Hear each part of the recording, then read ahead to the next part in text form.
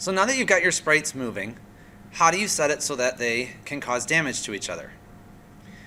The first thing you'll want to do is set your life. That's under the info menu. Drag a set life block, and you can set it to whatever you want. I'm going to go with 100. So now I have 100 life for my good guy, Mr. English. But if you watch, even when they overlap, I don't lose any hearts. And that's because I don't have a code to do that. Scroll down in your sprites menu and find the overlaps. Remember, this is a separate event, so it's not going to go in your code. It's going to go in a separate spot. Set your sprites so that they overlap each other. I have kind player and kind enemy. So when a kind player touches a kind enemy, I want something to happen. So I've got to set that. What do I want to have happen? I want to lose a heart. So I'll put that in my code. Now when they overlap, I lose a heart, but actually I lose quite a few hearts because they overlap for more than just a second or two. See, I lost a lot of hearts. What I really want to have happen is just lose one heart.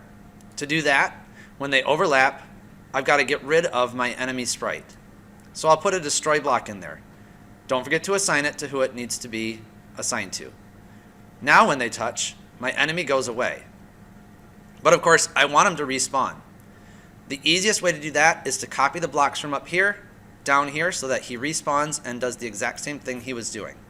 Remember, it's going to be a whole new sprite, so you've got to reset all the code. I'm respawning my enemy. I want him to move.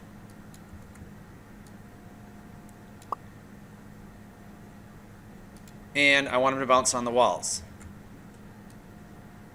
But I don't want him to respawn in the exact same spot every time. So I'm going to copy that code down there. But instead of having him respawn in the exact same spot every time, you can see he respawns always right here. I'm going to have him respawn in a random spot. So I'm going to go into my math section, the purple one, and add a couple of pick random blocks.